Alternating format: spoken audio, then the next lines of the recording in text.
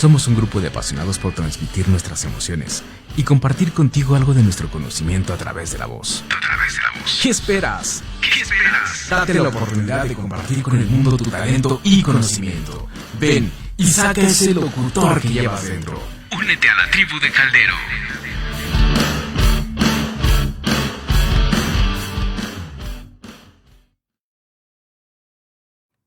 Hola, ¿qué tal? ¿Cómo están? Buenas tardes. Nuevamente Alice Rodríguez transmitiendo en vivo. Son la 1:02 de la tarde aquí en Género y Acción por Caldero Radio. Y bueno, pues nuevamente con estos temas relativos al género, a la inclusión, a la no discriminación, a la diversidad, que bueno, que tanto nos interesa ponerlos justamente sobre la mesa y que bueno, pues también tienen un impacto que no debiera de mantenerse invisibilizado, sino que tendría que abrirse a diferentes esferas dentro justamente de nuestro país, de diversas latitudes. Y bueno, pues el tema de hoy no es la excepción, justamente hablando de temas de discriminación y género relacionados en este caso con un tema que tiene que ver con el tratado entre Estados Unidos, México y Canadá, el TEMEC, y que bueno, pues justamente le quisimos dar este enfoque que nos permita ampliar la problemática en torno a la migración en materia laboral,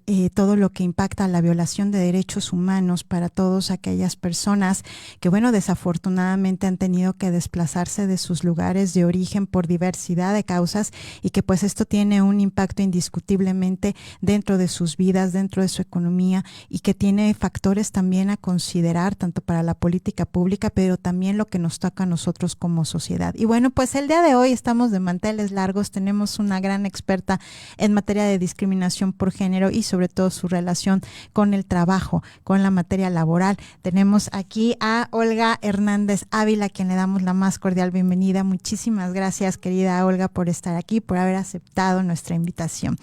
Y bueno, pues me voy a dar a la tarea de leer un poquito de tu semblanza. Olga es licenciada en Derecho Internacional, actualmente cursa una maestría sobre educación y docencia, realizó estudios en filosofía, teología y diseño industriales, diplomada en Derechos Humanos por la Universidad de Alcalá de Henares en España y en educación y para los derechos humanos por la Universidad Iberoamericana, Ciudad de México, Tijuana, entre otros.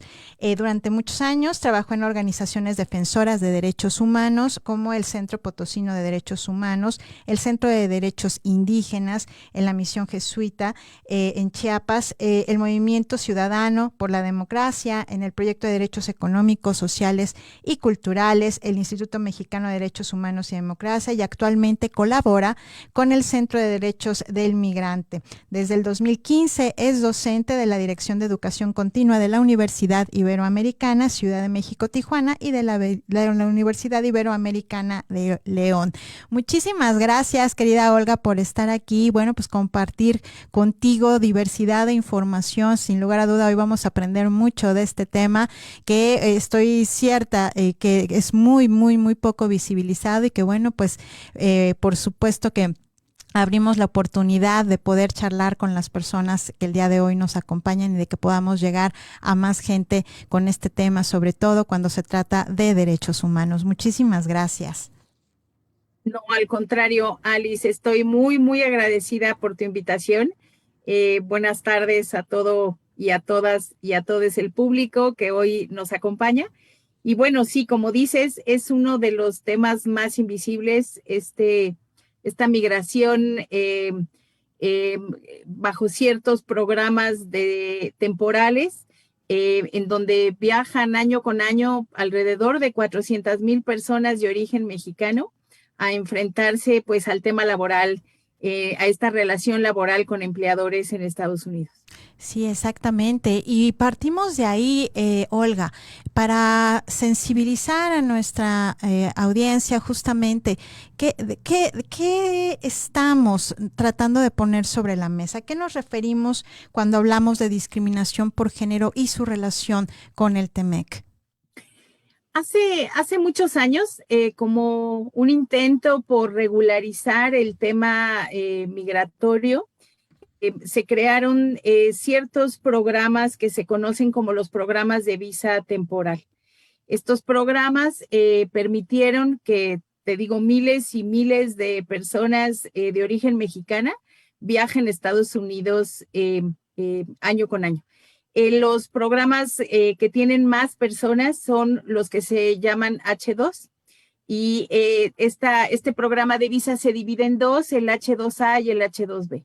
El H2A tiene que ver con un trabajo agrícola y el H2B pues con la producción y los servicios de empacamiento y demás en industrias, sobre todo procesadoras de proteína, carne, pollo, mariscos. Se destaca la presencia de mujeres justamente en el empacado de mariscos, ¿no? Se dice que son como las grandes expertas en el empacado, en la limpieza y el empacado de mariscos. Hace muchos años, cuando en 94 surge el Tratado de Libre Comercio, pues organizaciones como el Centro de Derechos del Migrante, que venían trabajando con y acompañando estos procesos de organización de mujeres en el empleo temporal en Estados Unidos, pues empezaron a tomar conciencia de las grandes violaciones a los derechos humanos que ocurrían para todas las personas bajo el tema de la discriminación.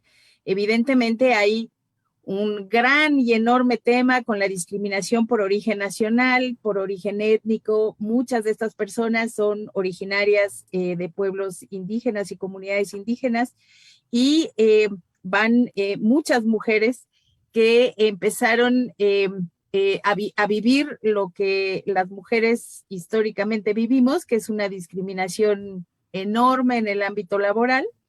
Y empezamos con el tema de los accesos. Estos dos programas, me voy a referir en especial a estos dos programas, aunque hay algunos otros programas para visas temporales, hablaremos un poquito más adelante sobre el formato au pair, pero estas dos visas H2 generan de por sí ya discriminación entre un programa y otro. Las personas que viajan con visas H2A tienen acceso, por ejemplo, a vivienda pagada por el empleador. Las personas H2B pagan ellos y ellas su propia vivienda. En términos de acceso a la justicia, por ejemplo, las personas que están bajo el H2A tienen acceso a servicios legales. Las personas que tienen H2B no tienen acceso a servicios legales.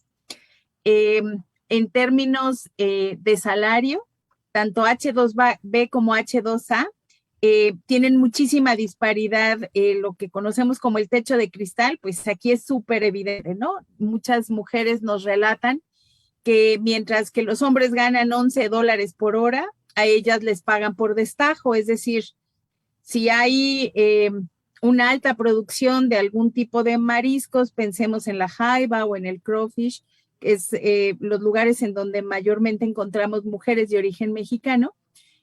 Los hombres ganan $11 por hora en promedio y ellas por destajo 45 centavos por tina de producto limpio listo para empacar. Entonces, ¿cuánto tiene que trabajar una mujer durante una hora para llegar a los $11 que gana un hombre por el mismo trabajo? 2, si no hay producto, el hombre gana su tarifa por hora, ellas no ganan un peso porque trabajan únicamente por el producto pesado. Entonces, ahí encontramos pues un tema grave y profundo con el tema de la disparidad salarial. Y esta disparidad salarial en términos, digamos, de distinción entre una visa y la otra, Olga, tiene que ver con una forma estereotipada acerca del trabajo al que va dirigido, es decir, trabajos feminizados, o ¿cuál es la justificación entre un beneficio laboral y el otro? Por supuesto, a la visa H2A tenemos más o menos un porcentaje en los últimos años. Accedieron solamente el 6% de mujeres a esta visa agrícola, que te digo tiene un poco de mayores protecciones. Sí. Y obviamente estereotipado por el tema de los hombres trabajan mejor el campo que las mujeres, aunque en la práctica Exacto.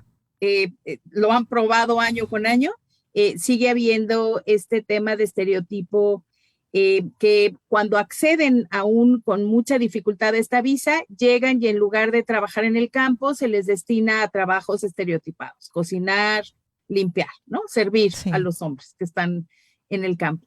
En el H2B, que van la mayoría de las mujeres, pues obviamente porque tiene que ver con servicios, en un hotel, por ejemplo, de limpieza, o en el procesamiento que te contaba un poco de proteínas, Sí.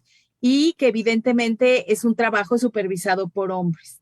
En las entrevistas que hemos tenido durante muchos años con estas mujeres, pues ninguna ha logrado subir a un puesto de supervisión porque son puestos destinados a los hombres. Es decir, toda la estereotipación que hay sobre el deber ser de un hombre y de una mujer se ve de manifiesto en este empleo temporal en los Estados Unidos. Y es demasiado evidente la forma feminizada en la que se tratan estos trabajos y absurdamente, Olga, digo, no me dejarás mentir, hay diversidad de entidades federativas que tienen municipios en donde efectivamente la mayoría de los migrantes, si bien es cierto, son hombres, lo cierto es que quienes laboran y trabajan la tierra desde la madrugada son las mujeres. Entonces, eso lo digo porque lo sé, ¿no? De todo el trabajo que hay detrás del campo, del sector agrícola, y que efectivamente la perspectiva de género en torno a lo que se debiera de hacer en el otorgamiento de visas para dar una mejor oportunidad de acceso a otros beneficios, bueno, pues es evidentemente que está orientado totalmente desde prácticas estereotipadas, ¿no? En ese sentido, Olga, particularmente, y me voy a ir un poquito ahorita a la realidad, ¿no? A lo que estamos viviendo hoy con la pandemia, justamente porque no sé si existen algunos parámetros entre un antes y un después, entre una política y la otra, hablando de Tratado de Libre Comercio, hablando justamente de políticas con los Estados Unidos, con Canadá, a partir también entre este acuerdo y también entre la pandemia, ¿no? Porque si de por sí en México, en la mañana tuvimos una charla con un grupo de empresarios y era lo que advertíamos, ¿no? El impacto diferenciado de la crisis actual entre hombres y mujeres, hablando del tema laboral y el desempleo.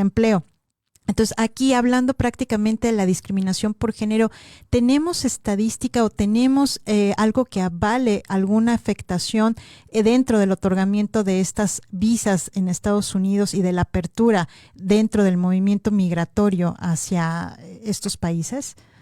Vimos una baja sistemática en el número de visas que se otorgaron en 2019, en 2020, pero el porcentaje de hombres y mujeres de acceso a este tema laboral no varió. De acuerdo. O sea, fueron más o menos este mismo porcentaje de 6% de mujeres a la visa H2A y una gran mayoría a la visa H2B, que tiene menores protecciones y que tiene trabajos mucho más estereotipados.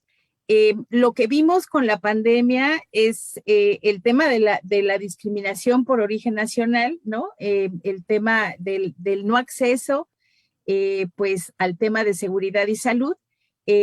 Personas que fueron infectadas en los centros laborales y que fueron despedidas por haber ido a la consulta, por haber ido a la compra de un medicamento o por no presentarse a trabajar, o el no otorgamiento de ciertas medidas, ¿no? No había acceso a geles, a mascarillas, ¿no?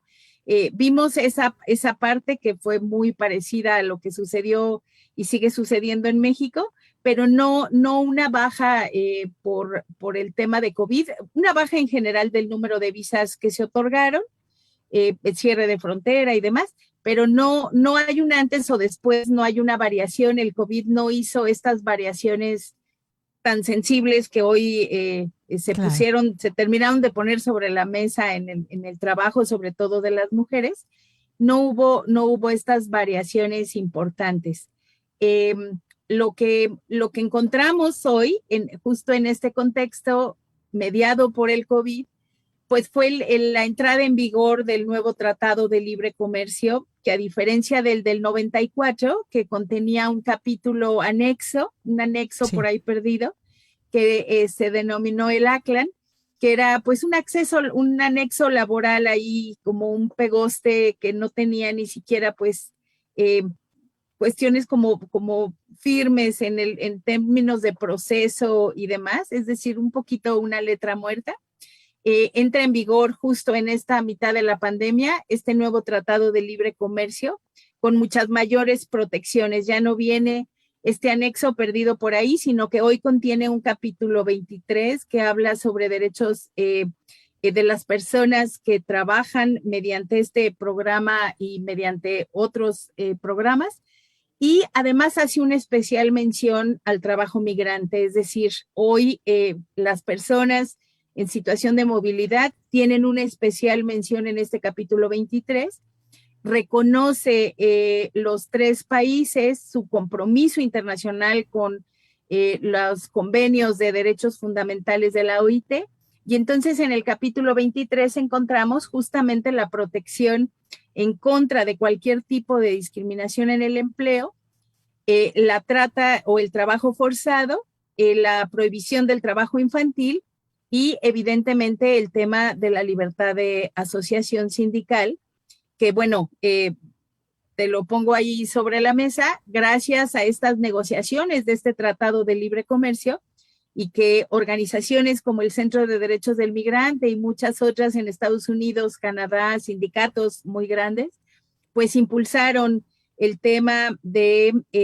justamente este capítulo 23 se insertara en este tratado comercial, y que como condición para la firma del tratado México tenía que pues cambiar su sistema de justicia laboral y sobre todo empezar una reforma importantísima sobre el tema de la democracia sindical, el derecho de asociación sindical, la negociación colectiva, que bueno, pues estamos frente a 2 planes de remediación, uno muy exitoso, el de Silao, ¿no? Con un nuevo sindicato, y este otro en Matamoros, que bueno, no es el mejor plan de remediación, y que da pie pues a esta demanda hoy de mujeres trabajadoras que CDM acompaña para denunciar justamente el tema de la discriminación por género en el.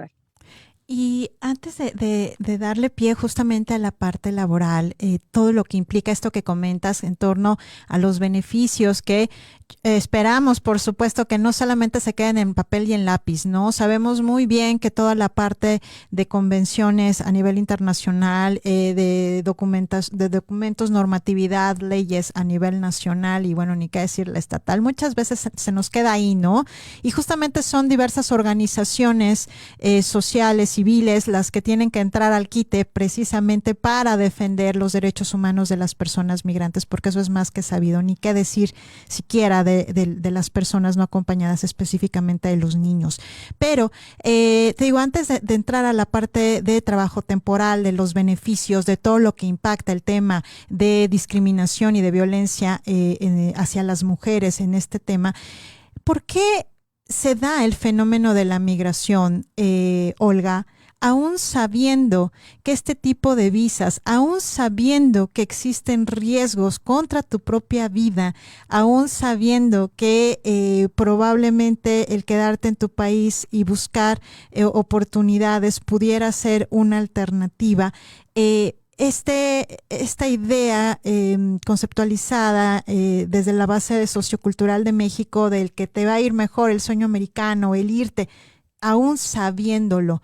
Y lo digo porque en algún momento leí algún libro de un periodista ecuatoriano, no recuerdo el nombre, pero justamente era mucha la sensibilización, ¿no? Que a mí me quedó del por qué aún sabiendo que tienes un riesgo altísimo para irte a trabajar a otro país. Lo acabas de decir muy bien, tema de COVID. Dices, no hubo variación realmente en el tema del trámite de la visa.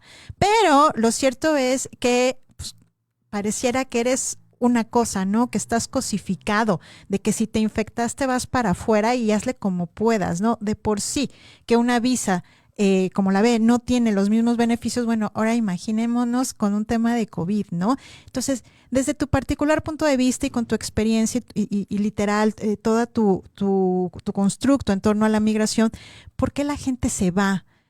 ¿Por qué las mujeres se van muchas veces dejando a sus hijos, aún sabiendo que existen estas desigualdades en torno a la migración?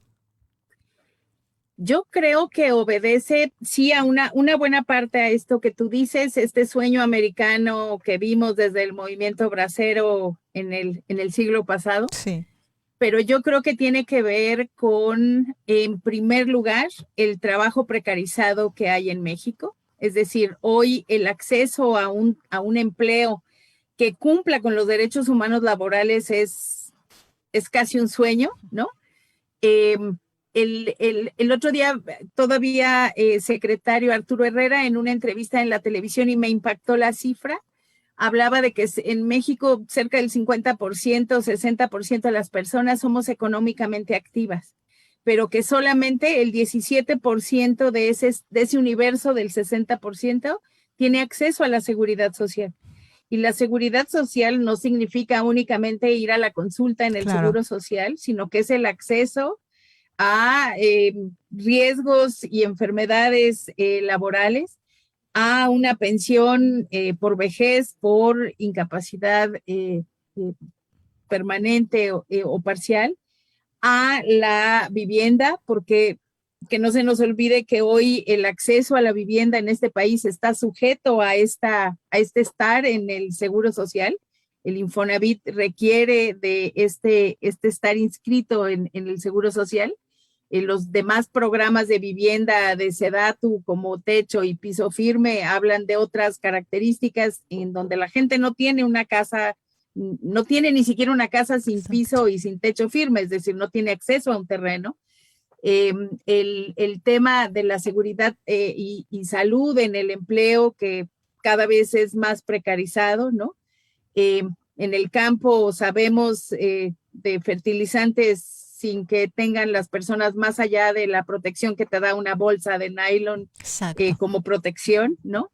Y el tema de la pobreza laboral, este indicador hoy que casi no volteamos a ver y que es este salario que no te, a pesar de los aumentos tan significativos en esta administración, pero llevábamos años y años de desfase en términos del salario real, que no permite hoy a una familia acceder, ni siquiera a una persona acceder pues a lo mínimo, ¿no? Claro. A una vivienda, a agua, a salud, a vestido, alimentación, el mínimo vital que se conoce, ¿no? Que hoy pues no lo ganas aún con este salario mínimo que tuvo un alza importante, pero que veníamos arrastrando años y años de aumentos de 2 y 2.50 frente a una inflación altísima, ¿no? Entonces, hoy creo que a pesar de esos esfuerzos por subir el salario mínimo, me parece que la precarización laboral, vamos dando pasos, el tema del outsourcing, el tema de regular el teletrabajo, pero todavía debemos muchísimo al sector trabajador y trabajadora, les debemos muchísimo en acceso al bienestar, ¿no? El acceso a una vivienda, en los estándares que se conocen en el ámbito internacional, ¿no? Estas casitas de hoy, 57 metros cuadrados, ¿no? Entonces, creo que el sueño americano persiste porque tenemos condiciones muy precarias en el acceso al trabajo y pocas condiciones de flexibilidad para entender también el trabajo que requerimos las mujeres.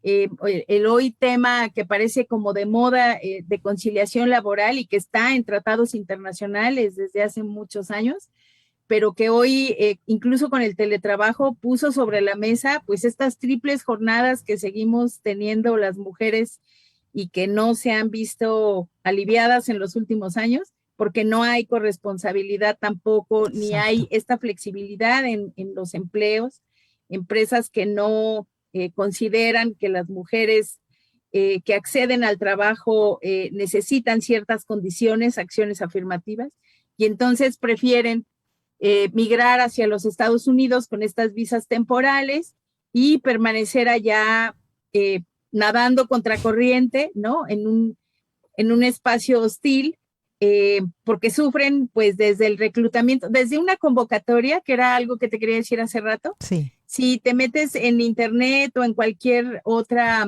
red social, vas a ubicar muchísimos convocatorias a trabajo bajo estos programas, El reclutamiento en este país se hace de forma informal, no hay una política pública del Estado que permita que las personas accedan a estos programas de forma segura.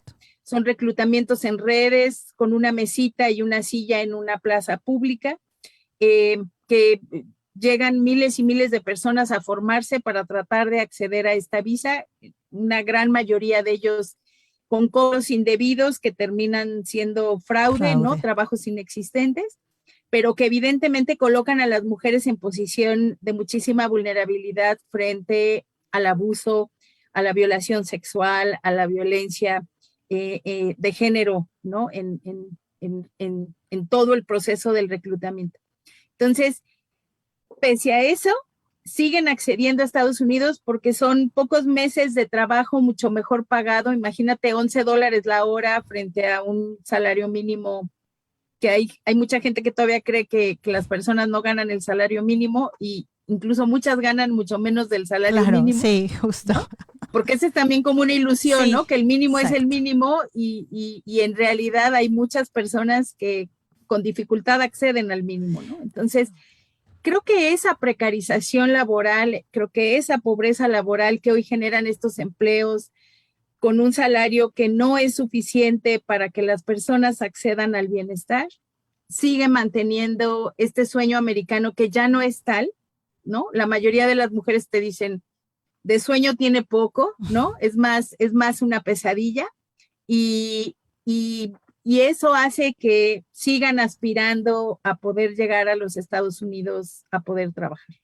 Sí, entonces el tema, sí creo, es de forma literal, desde diversos vértices, ¿no? Hablar de la pobreza, pero también hablar de la falta de educación, Olga, del literal, siempre he creído, y aquí lo hemos manifestado muchísimas veces, el eje rector, hablar de un país, sobre todo como lo es México, con tantas y tantas oportunidades que tiene el campo, por ejemplo, ¿no? México es un lugar privilegiado para el tema del campo.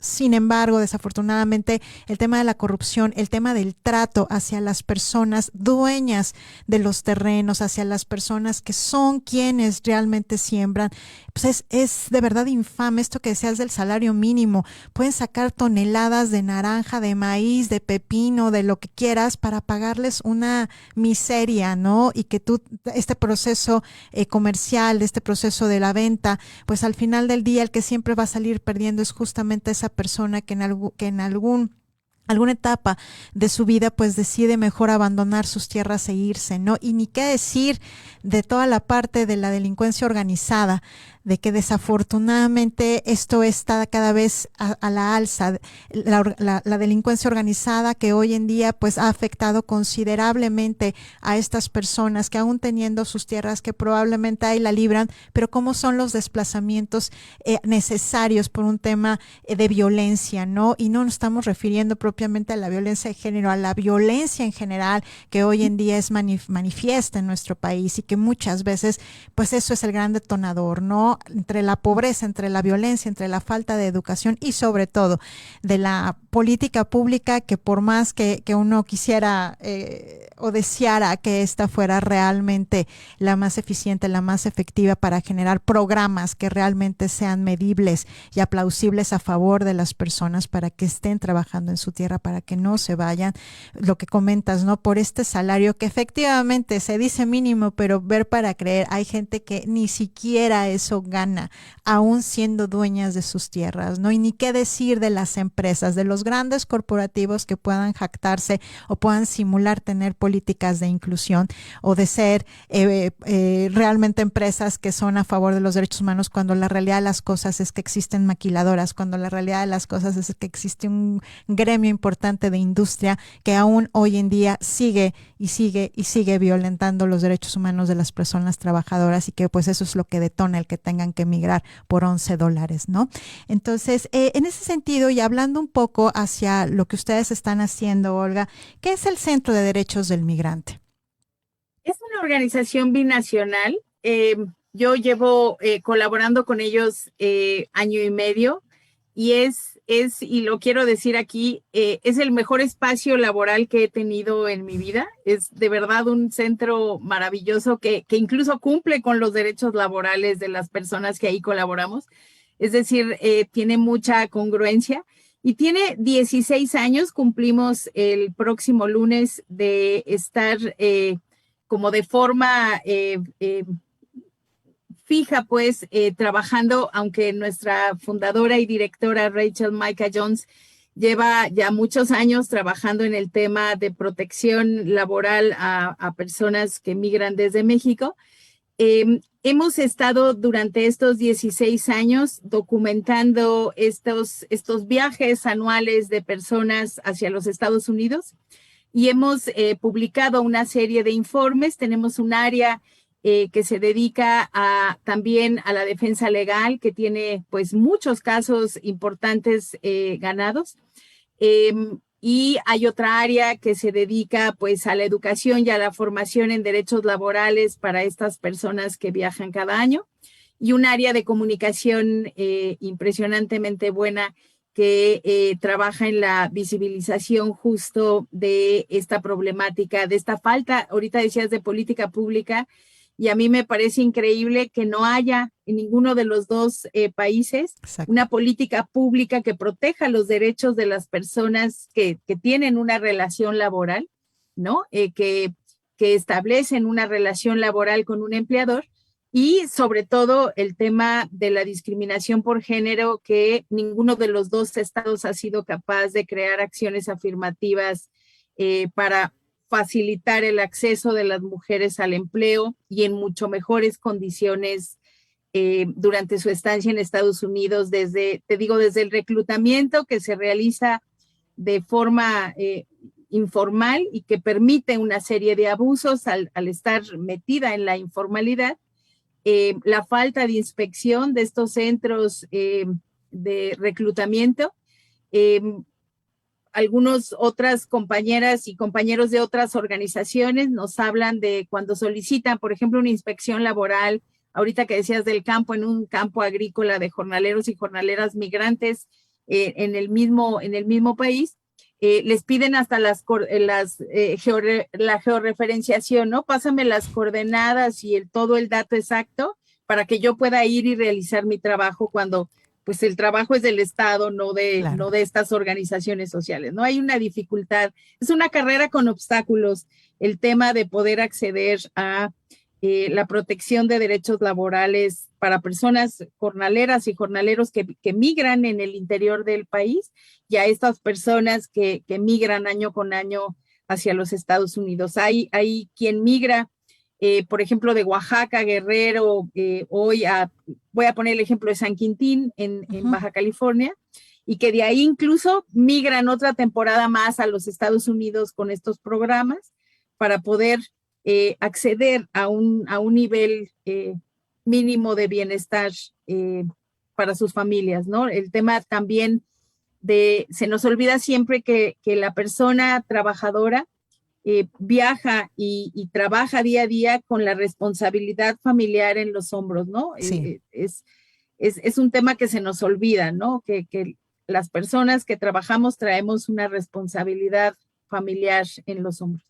Entonces, el tema laboral mezclado con el tema migración interna de jornaleros y jornaleras binacional, esta parte binacional ha sido el interés del Centro de Derechos del Migrante. Era una parte no cubierta, no hay ninguna otra organización que trabaje con estas personas en México, nada más el Centro de Derechos del Migrante, y hemos pues buscado también litigios estratégicos, no nada más el litigio que se hace en Estados Unidos, justo con el TLC y con ese que te digo añadido que tenía por ahí pegadito el ACLAN.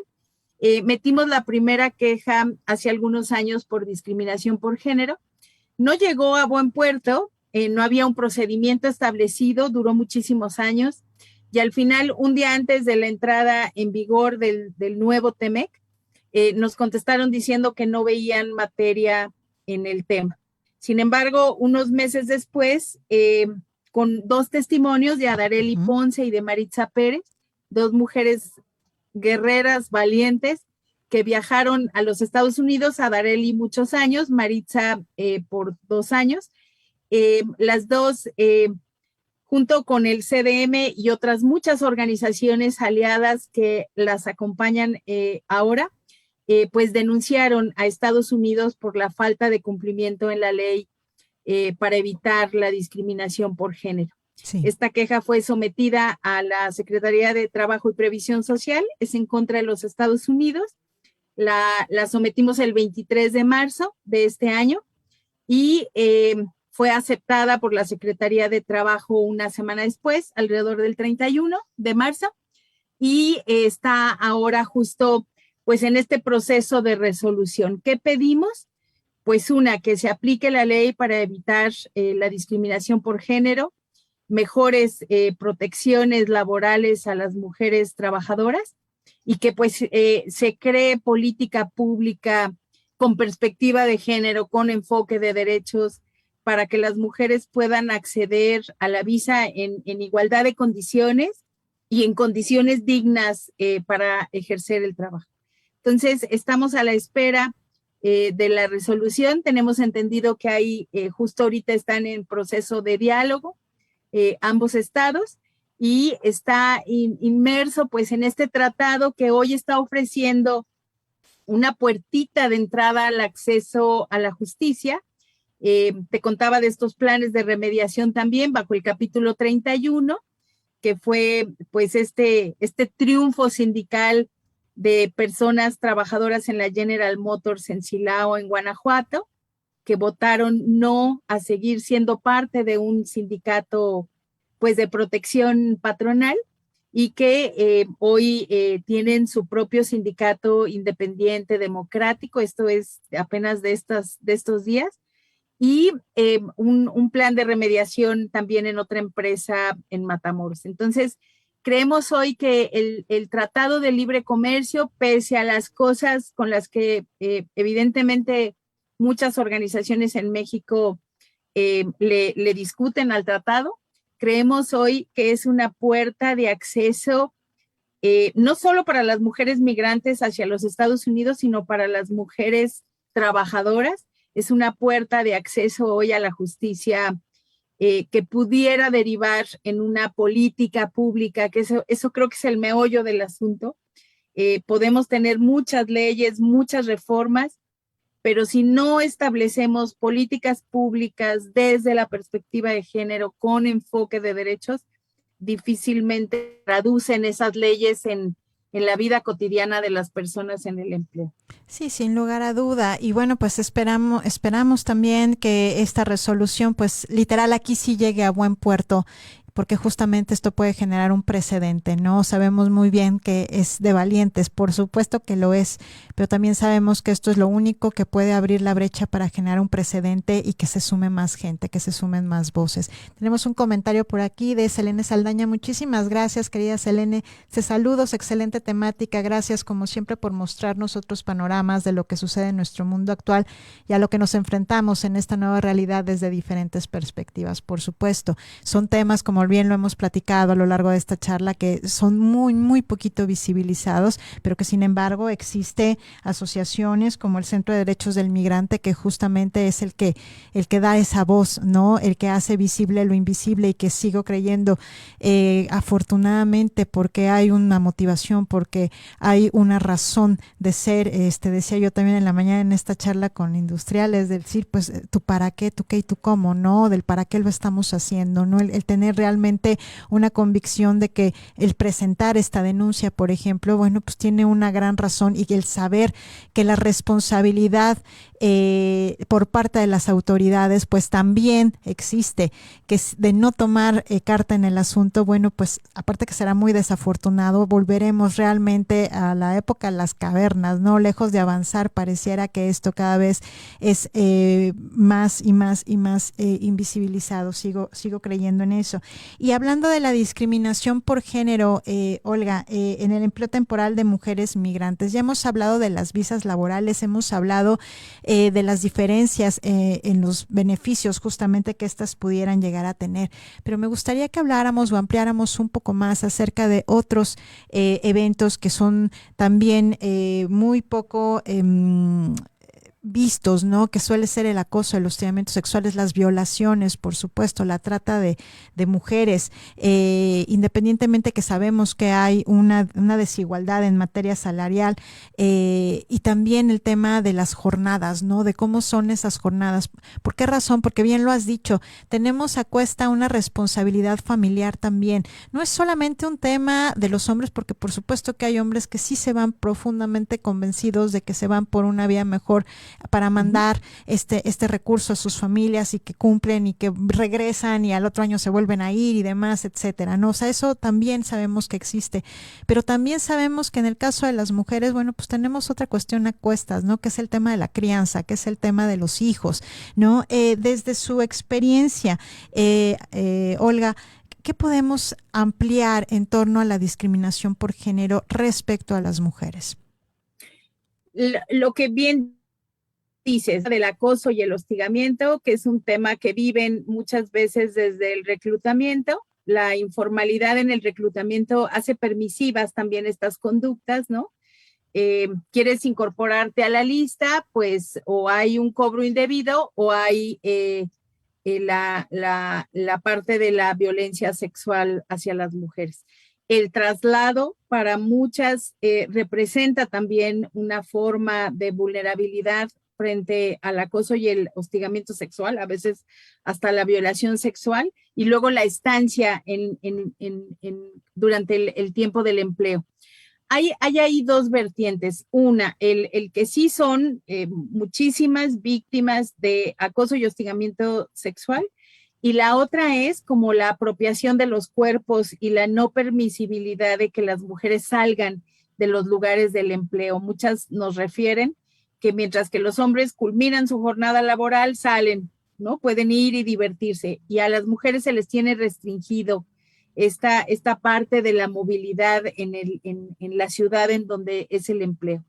Y habla también de una violencia evidentemente sexual y de género. Entonces, enfrentan el tema del acoso y el hostigamiento como se presenta en México en los campos también de jornaleros y jornaleras que viajan de forma interna a este trabajo, como se presenta en las fábricas y en las maquiladoras, en donde las mujeres son las personas trabajadoras. Es decir, el tema del acoso y el hostigamiento está presente en la vida laboral de las mujeres. Tan es así que la OIT acaba de lanzar el convenio en contra del acoso y el hostigamiento, y está la norma mexicana, ¿no? De la número 25 de igualdad y no discriminación, que habla sobre el tema de políticas y protocolos que erradiquen el tema de la violencia de género y sexual hacia las mujeres. Y es una realidad que las que viajan y migran a los Estados Unidos no es que la libren, sino son víctimas incluso mucho más vulnerables a ella, porque están en un lugar que no es el de su origen, es decir, no tienen esta red de apoyo familiar y demás, sino que se encuentran pues en completo estado de vulnerabilidad frente a un país distinto, a un idioma distinto, a la falta de acceso a la justicia, y en un lugar en donde no hay ni siquiera una sola red de apoyo. Sí, y este punto en particular de las redes de apoyo también, Olga, porque al final del día, insistimos, casos como este Centro de Derechos del Migrante, bueno, pues es una red de apoyo, pero estamos hablando de miles de mujeres, o sea, no estamos hablando de 10, de 20, de 30, no, estamos hablando realmente de una necesidad de muchísimas entidades federativas, de muchísimos municipios. Mira, el caso que ponías, no, es que hay casos inclusive en donde migran de una entidad a otra entidad ahí se quedan, migran a otra entidad hasta llegar a Baja California y de ahí todavía se van. O sea, todo ese peregrinar, por así decirlo, pues claro que tiene este riesgo, por supuesto, y sobre todo efectivamente, en el caso de la discriminación por género, por el solo hecho de ser mujeres, ¿no? Entonces, el hablar de estas redes de apoyo, bueno, pues pareciera que pues el reto es mayúsculo, ¿no? Pareciera que este tema de política pública es, bueno, pues si ya hay quien lo haga, pues ¿para qué me esfuerzo, no? ¿No? Entonces, pues hasta ahí lo dejo, ¿no? Sin embargo, lo cierto es que tocaste dos puntos bien importantes. El convenio 190 de la OIT, que esperemos México ratifique muy pronto. Creo que también nosotros lo estamos añorando. Y la norma mexicana 025 en igualdad laboral y no discriminación, ¿no? Pero eso tan solo es literal el plano sobre la mesa del mundo del deber ser, ¿no? Esa es la realidad. Porque ese es el mundo del deber ser, lo que las empresas, lo que los gobiernos debieran de hacer para la prevención de la violencia laboral, la actuación en casos de acoso y hostigamientos sexuales y tener literal todo tu protocolo bien implementado o tu norma mexicana con tu certificado, pues qué bonito. Sí, el tema no es ese, el tema yo sí creo, y esto es a título personal, ¿no? Es la sensibilización dentro de los corporativos, dentro de las empresas justamente para efectivamente, tanto aquí como en el extranjero, pues dar ese respeto para empezar a los derechos humanos en materia laboral, más todos los beneficios por el solo hecho de ser personas, Olga. A mí me puede mucho el tema, hablando de migración, con visa, sin visa, da igual. El punto es que pareciera que literal la gente es cosificada, que es tratada como un objeto, que no tiene valor. O sea, lo tengo muy metido, ¿no? Si no es por estas asociaciones, si no es por organismos internacionales que están ahí, pues lo cierto es que pareciera que para los gobiernos, pues no hay realmente una necesidad, ¿no? Porque son tratadas las personas como cosas. Entonces, aquí, Olga, particularmente, esto es en el tema de México y Estados Unidos. Probablemente, bueno, pues esta es la parte binacional de la que estamos hablando. Sin embargo, no sé si es posible ampliar un poquito respecto del caso con Canadá, considerando que forma parte de TEMEC y considerando que, bueno, cuánta gente pudiera llegar, no a llegar a Estados Unidos, sino tener a lo mejor ciertas facilidades o algo mejor en Canadá. ¿Tenemos algo que nos pueda dar luz en relación a la migración a través de visas respecto de nuestra relación comercial con Canadá? Es mucho menor el número de personas que viajan a Canadá, aunque va creciendo este número. Pero hay una diferencia radical. El reclutamiento que se hace para el trabajo en Canadá se hace desde el Estado mexicano. Es decir, no es este reclutamiento informal de que te hablaba, que ahí también hay una diferencia, ¿no? Entre quienes migran hacia Canadá y quienes migran hacia Estados Unidos, en la parte de la tutela de derechos durante el reclutamiento del Estado mexicano. Es decir, ¿por qué los que migran a otros lugares con fines laborales tienen mayores protecciones en el reclutamiento y por qué los que viajan a Estados Unidos no tienen esa protección? Durante muchos años, muchas organizaciones han establecido procesos, por ejemplo, penales en contra del fraude. Hay gente que incluso pierde su casa para poder pagar, para poder ir a un empleo hacia los Estados Unidos. Y sin embargo, no tenemos hasta ahorita ninguna de estos procesos, de estas denuncias penales. No tenemos hasta ahorita ninguna sentencia, por ejemplo, firme contra un centro de reclutamiento que ofrece trabajos inexistentes, ¿no? Y que esto del fraude en el reclutamiento afecta no sabes a cuántas personas. Sí. Hay grupos masivos de 300 personas que han sido víctimas de fraude en algún lugar en el país. Entonces, desde ahí estamos hablando de una diferenciación que hace el Estado mexicano en las protecciones durante el reclutamiento. Nosotros no trabajamos con trabajadores y trabajadoras que van hacia Canadá, pero obviamente el número es menor. No tengo información sobre graves violaciones a derechos humanos, es decir, grandes litigios. Hasta ahora no hay una sola petición o una comunicación pública en el capítulo 23 contra Canadá que eso no quiere decir que no pase, obviamente pasa, ¿no? Pero hay un tema que quería tocar, que es también la normalización que hemos hecho de la discriminación cuando estamos en otros estados, porque evidentemente somos un país sumamente discriminador. Entonces, hemos normalizado el tema de la discriminación. Cuando empezamos a trabajar esta petición, esta comunicación pública contra Estados Unidos, nos encontramos también con muchas personas que normalizan el que las mujeres ganemos menos, exacto, el que las mujeres tengamos menos acceso al empleo, que las mujeres incluso no tengamos acceso a protecciones laborales como la seguridad social, pues porque en este país lo hemos normalizado desde tiempos inmemorables, el que lo que hacemos las mujeres, por lo tanto, no es remunerado, ¿no? El trabajo en el hogar, apenas hace 2 años que empezamos a poner el tema sobre la mesa de que son personas que realizan un empleo y que tienen una relación laboral, que tienen derechos laborales, claro, y que si volteamos a ver la cifra de estas mujeres hoy en el Seguro Social, nos van a dar ganas de llorar, porque pese a que ha habido mucha difusión sobre el tema de que es una relación laboral la que tienes con una persona que viene a trabajar a tu casa, ni siquiera son sujetas de considerarse mujeres que trabajan, ¿no? Y digo mujeres porque en su gran mayoría es un trabajo realizado por mujeres.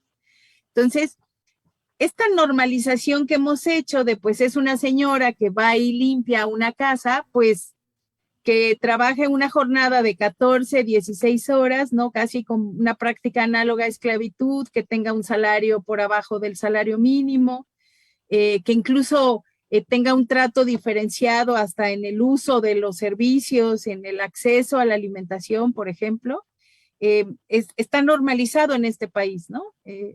Basta ver las redes sociales cuando personas solicitan si pueden recomendar a alguien que trabaje en el hogar, ¿no? Que no coma mucho o que cobre poquito, ¿no? Es decir, no hay la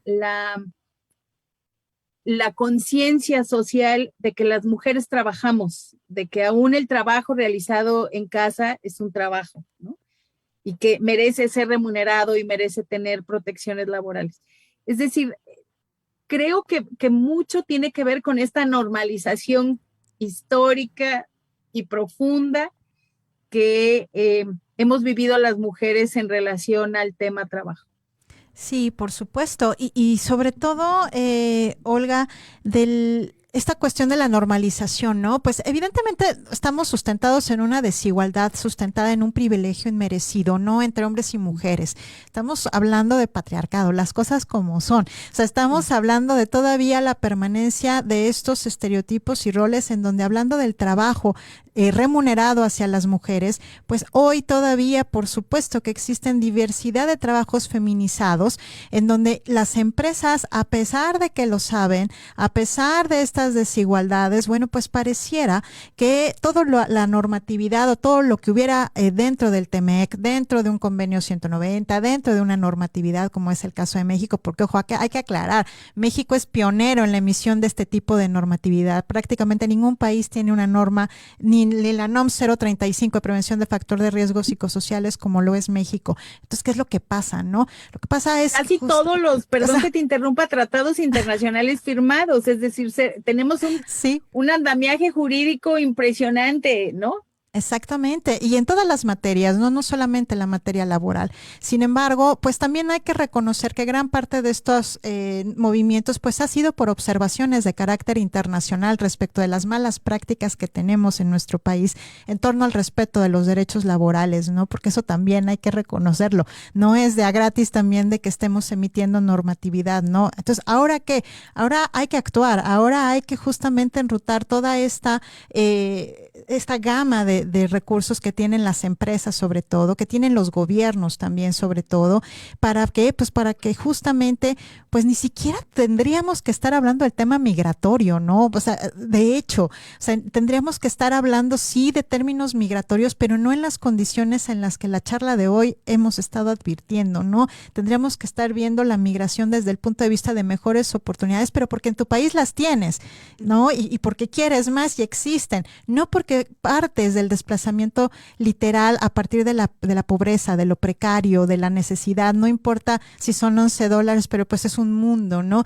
Y partimos sobre todo, Olga, del privilegio, ¿no? Yo creo que también eso es uno de los grandes temas, ¿no? Del por qué invisibilizamos como sociedad, porque simplemente hablamos desde el privilegio, porque la persona que trabaja aún estando en nuestro país, que trabaja en nuestro hogar, pues cómo la vemos, ¿no? Cómo la tratamos, cómo la observamos. Ahora imagínate a alguien que migra a su país, bueno, que seguramente te lo imaginas, por supuesto, porque tú trabajas con ellos, ¿no? Justamente del me voy a otro lugar, pues cómo quiero que me traten, ¿no? Entonces también tiene que ver, Olga, y justamente con esto quiero cerrar con una reflexión que tú nos regales brevemente, porque ya estamos a 3 minutos de cerrar.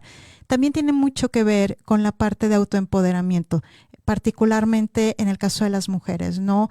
El autoempoderamiento femenino, el de las mujeres, sí tiene mucho que ver justamente para que puedas saber, reconocer y literal validar tus derechos, porque de otra forma sigo creyendo que aunque quisiéramos, si las propias mujeres no logramos ese ejercicio de autoempoderamiento, va a ser muy difícil hablar de una igualdad de responsabilidades, de oportunidades y de derechos. Entonces con eso me quedo, Olga, y pues te quiero ceder la palabra brevemente en torno justamente al autoempoderamiento de mujeres que tenga relación con el tema de la migración. Muchísimas gracias, Alice, por la invitación. Y sí, quiero decirte que esta comunicación pública que bajo el capítulo 23, Adareli y Maritza impulsan en contra de los Estados Unidos por mayores protecciones laborales para las mujeres en el trabajo temporal migrante, habla justo es un mensaje poderoso de empoderamiento para las mujeres, de saber que se puede hacer, que se puede lograr, siempre y cuando haya condiciones incluso para el acceso a la justicia. O sea, cuando pareciera que se les cierra el camino, estas dos mujeres encontraron hoy en el capítulo 23 del TEMEC una puerta de acceso a la justicia que hasta el momento ha sido bien recibida por ambos estados y que estamos muy esperanzadas en que pueda llegar a buen término. Para Adareli y para Maritza, tener como resultado una política pública con perspectiva de género en el trabajo temporal migrante va a ser un logro de muchas otras mujeres que apuntalan desde sus espacios estas peticiones. Es decir, la petición en sí misma es un mensaje poderoso de empoderamiento de las mujeres y de ir desnormalizando estas violaciones graves a derechos humanos. Maravilloso, pues muchísimas gracias, Olga, por acá. Saludos a Stephanie Caquet. Y ya para despedirnos, Olga, si nos puedes compartir los teléfonos, las redes sociales del Centro de Derechos del Migrante, por favor. Por supuesto, el correo electrónico es info@cdmigrante.org. Les dejo el mío, olga@cdmigrante.org. Y bueno, estamos en redes sociales como Centro de Derechos del Migrante, en Facebook, en Twitter.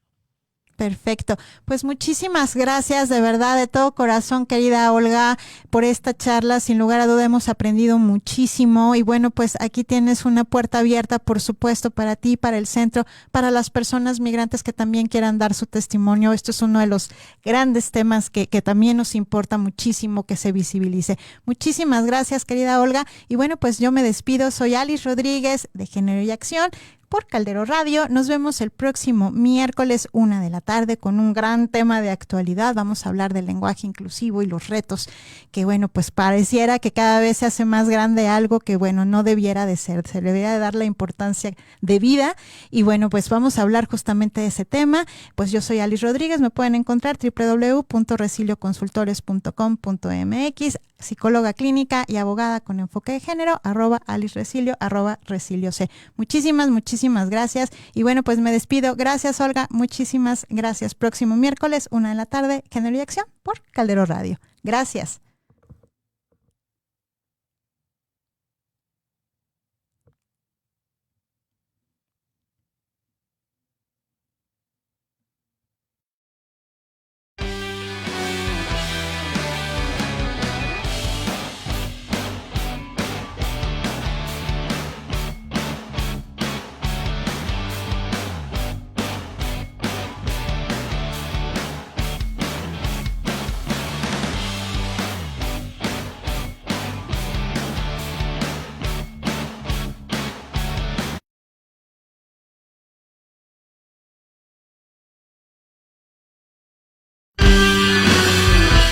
Somos un grupo de apasionados por transmitir nuestras emociones y compartir contigo algo de nuestro conocimiento a través de la voz. ¿Qué esperas? Date la oportunidad de compartir con el mundo tu talento y conocimiento. Ven y saca ese locutor que llevas dentro. Únete a la tribu de Caldero.